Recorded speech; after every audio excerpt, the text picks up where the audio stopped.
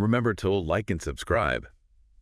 Welcome back to Sound of a Swish, where we break down all things basketball. All things basketball. And today, Absolutely. Yeah. we're going to be diving deep into a move Okay. that is as smooth as silk and as deadly as a dagger. Ooh, I like that. The fadeaway jumper. Okay. We got a great YouTube video here from Colin Costello, All right. the pro shooting coach from ShotMechanics, ShotMechanics, yeah. breaking down the technique, I love those guys. ready to unlock the secrets of this unstoppable shot. Let's do it. The fadeaway, man. It's a move that takes finesse, power, a whole lot of practice to get right. Okay, so Costello starts off with something I never would have thought of. What's that? Contact. Contact. He actually says you should initiate contact with the defender, Rear. or you even start fading away. Interesting. I never would have thought of that. That's what makes this deep dive so interesting. Yeah. It challenges our assumptions about how to create space. Usually you'd think you want to avoid contact, right? But here it's about using your inside shoulder to like bump the defender off balance. So you're basically using their momentum against them. Exactly, yeah. It's like a subtle shift in their center of gravity, just enough to buy you that extra split second and disrupt their timing. Oh, that's incredible. I'm already picturing how this could change the game for so many players. For sure. What's next on Castello's list? So he calls the next move, split the legs, Split the legs. and it's all about footwork. Okay. You pivot and step between the defender's legs, Rush. forcing them backwards, creating even more space for your shot. Whoa! It's like you're slipping right through their defense. I can see how mastering this would leave defenders feeling completely disoriented. Absolutely. Yeah. And Costello emphasizes practicing this with both your left and right foot. Okay. So you're not predictable. Right. You can attack from either side. Keep them guessing. Keep them guessing. Exactly. Okay, so we got the contact, we got the footwork. Now, how do we make sure that shot actually goes in? So Costello, he stresses the importance of finding the rim early. Yeah. He even have a name for it. Chin on shoulder. Chin on shoulder. As you're fading back, your chin should practically be on your shoulder, Wow. allowing you to lock onto the target ASAP. That makes a lot of sense. Like, if you wait too long to find the basket, You're rushing. you're rushing the shot, and that's a recipe for inconsistency. Exactly. And this is where the mental aspect of shooting comes into play, right? It's not just about the physical motion. Yeah. It's about having that visual focus, that clear picture of the target in your mind. And that focus starts early It does. with that chin-on-shoulder technique. Absolutely. I love how Costello breaks down these seemingly simple concepts in ways that really highlight the mental game. He's great at that. Yeah. It's about building good habits that become second nature when you're out there on the court in a high-pressure situation. Okay, so let's talk about another technique. All right. Leg drift. Leg drift. This seems crucial when you're fading away toward your dominant hand. Absolutely. And what's so fascinating about leg drift is it almost seems counterintuitive. Yeah. You're actually drifting your dominant leg forward as you shoot, almost like you're leaning into the fade. Okay, but that's what creates the fluidity, right? Like aligning your hips with the basket Exactly. prevents tension in the shoulder, leads to a smoother release. It does, yeah. Think about some of the greatest players Oh, yeah. who have mastered the fadeaway. Give me some names. Michael Jordan, Kobe Bryant, LeBron James. They all utilize this leg drift to generate power and accuracy. Some of the greats. It's like they're defying physics, They are floating backward while still maintaining perfect control. unbelievable. It's incredible to see how these subtle adjustments make such a big difference in the shot's effectiveness.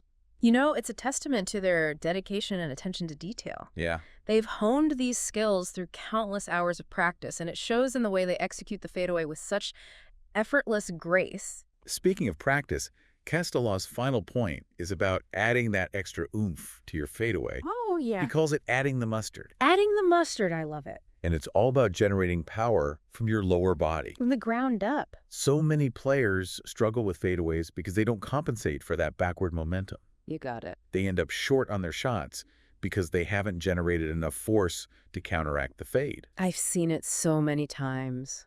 So what's the key to adding that extra mustard?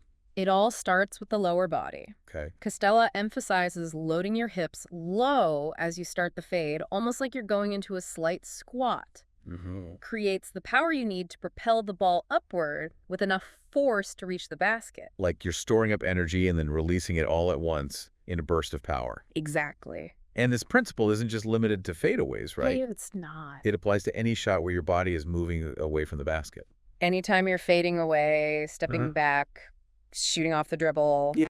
that extra force from the lower body is crucial for maintaining accuracy and consistency. So we covered contact. We did. Split the legs, Yeah. chin on shoulder, leg drift, and adding the mustard. We covered it all. It's amazing how much goes into what seems like such a simple move. I know, right? I'm starting to see why the fadeaway is considered one of the most unstoppable shots in basketball. It's a move that demands both physical and mental mastery. Absolutely. And while we learned a lot from Castelaw's breakdown, Yeah. there's still so much to explore about the fadeaway and its impact on the game. There is. There is. It's like, you know what's really fascinating to me? What's that? Like how the fadeaway isn't just like a standalone move. Yeah. You know, it's interwoven with so many other basketball skills. You're right. Yeah. It's not just about memorizing these steps. It's not. You need a foundation to build on. You need a solid foundation, absolutely. Yeah. You need like solid dribbling skills to Right. get to your spot, footwork to Yeah. create separation,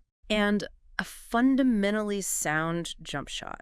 Yeah. The fadeaway kind of takes those core skills and elevates them to another level. So it's like a culmination of everything that makes a great basketball player. It is. Yeah. Exactly. And here's the interesting thing. Oh. Mastering the fadeaway can actually make you a better all-around player.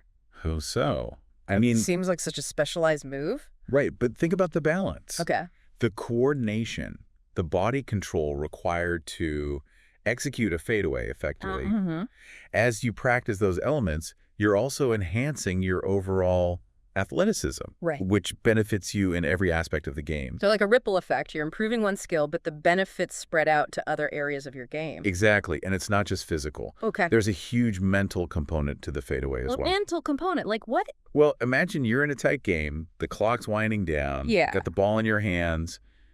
Do you have the confidence to pull up for a fadeaway with the game on the line? Oh man, that's a whole other level of pressure. It is, and that's where the mental toughness comes in. Okay. Mastering the fadeaway, it's not just about the mechanics, it's about building that unshakable belief in yourself, Yeah. knowing you can make that shot when it matters most. So it's like a psychological weapon as much as a physical one. It is. Wow. And it forces your opponents to rethink their entire defensive strategy. Yeah, you're making me see the fadeaway in a whole new light. Yeah. It's not just a shot, it's a game changer. It disrupts the flow of the game, Right. it challenges defensive norms, Uh-huh. and it puts the offensive player in control. Okay, so we've talked about how the fadeaway builds on other skills Right. and how it impacts the mental game. Yes. But what about the why? The why. Why is this move so effective? What makes it so hard to defend?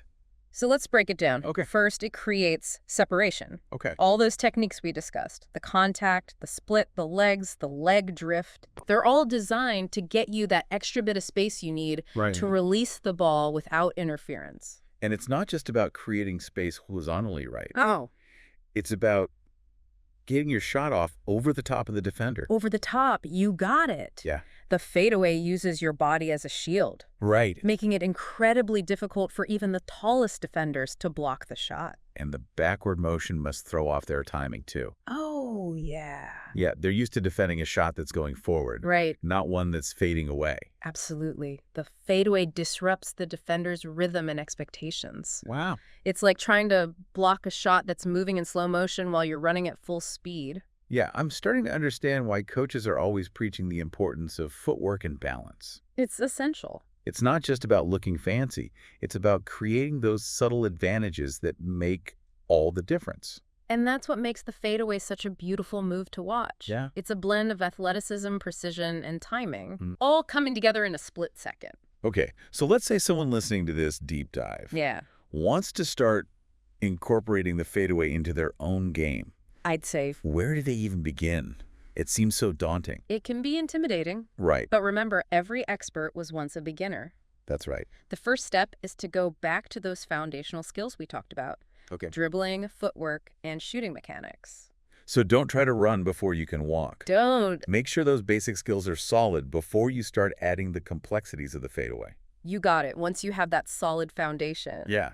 then you can start practicing the fadeaway in isolation. What do you mean by in isolation? I mean, working on the move without a defender. Okay. Focus on the footwork, the body positioning, the chin on shoulder, the leg drift, the release. Right. Get comfortable with each individual element before you put it all together. It's like building a house. It is. You lay the foundation, then you frame the walls, then you add the roof. Exactly. Can't skip steps. You can't skip steps, and as you get comfortable with the mechanics and isolation, Yeah. you can gradually add more game-like situations, Okay. practice against a teammate, work on your fadeaway in scrimmages, Yeah. and eventually you'll be confident enough to use it in a real game. Right. And it's important to remember that mastering the fadeaway takes time and dedication. It does. You're not going to become Michael Jordan overnight. You're not. It's a journey, not a destination. Right. The key is to be patient with yourself, focus on consistent improvement, Yeah. and celebrate those small victories along the way. I love that perspective. Yeah. It's a reminder that even the greatest players started somewhere. They put in the work, they embraced the process, You did. and that's what led them to success. You know, speaking of the process, Yeah. Costella offers some really practical tips for practicing the fadeaway. He does. One that I found particularly helpful was using a wall as a training tool. Yeah, I remember that. Yeah. He said you can practice your footwork and body positioning by fading away from a wall, Exactly. almost as if you were bumping off a defender. It's a simple yet effective way to work on the mechanics of the move without needing a partner. Right. You can do it anywhere, anytime. And it takes away the pressure of worrying about making the shot. It does. You can just focus on the movement and build that muscle memory. Exactly. And another key tip from Costella is to practice the fadeaway from both sides of the court. So don't just practice fading away to your dominant side. Right. Challenge yourself to become equally comfortable fading to your weak side. Absolutely. Being ambidextrous with your fadeaway Yeah, makes you a much more versatile scorer. right. Defenders won't know which way you're going. Keep them guessing. Keep them guessing gives you a huge advantage. Yeah, it's like you're constantly keeping them off balance, You are. forcing them to react instead of dictate. And as you're practicing, Yeah, remember to focus on quality over quantity. It's better to do 10 reps with perfect form than 50 reps with sloppy technique.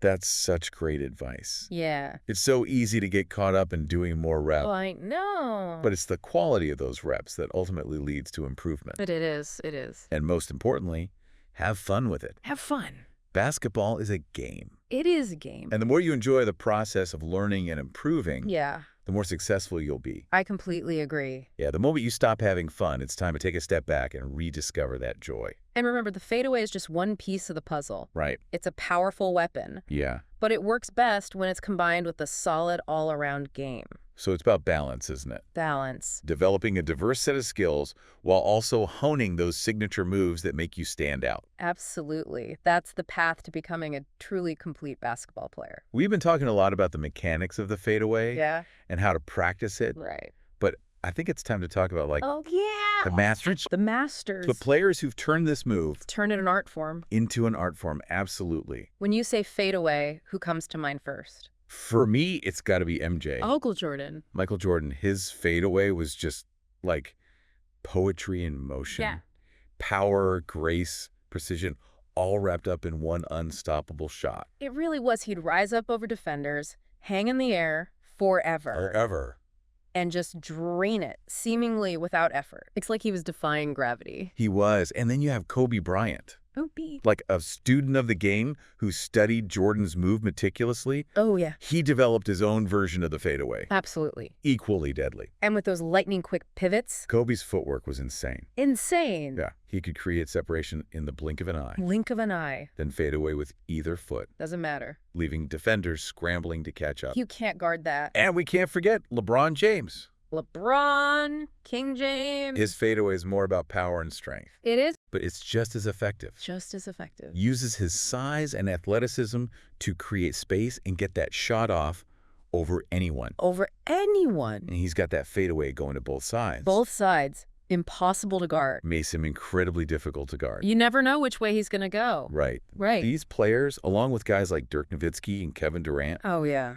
they've really elevated the fadeaway They have to an art form. an art form. And it's not just about the NBA stars, is it? No, it's not. The fadeaway is a move that players at all levels can learn and incorporate into their game. Absolutely. You can adapt it to different skill levels and playing styles. Right. Doesn't matter if you're playing in a park league or on an NBA court. Yeah. The fadeaway can be a valuable weapon. It's a reminder that basketball is a constantly evolving game. It is. But some things like the fadeaway transcend eras. They do. It's a timeless move that will always have a place in the game. A testament to the skill, the creativity, and the determination of the players who embrace it. Well, I think we've done it. I think we did it. We've taken a deep dive into the secrets of the fadeaway jumper. We broke it down. We covered everything from the technical details All the technical to the legendary players Legend. who made this move famous. They did. We've explored the mechanics, the mental game, the history, and the impact of the fadeaway on the game of basketball. That's right.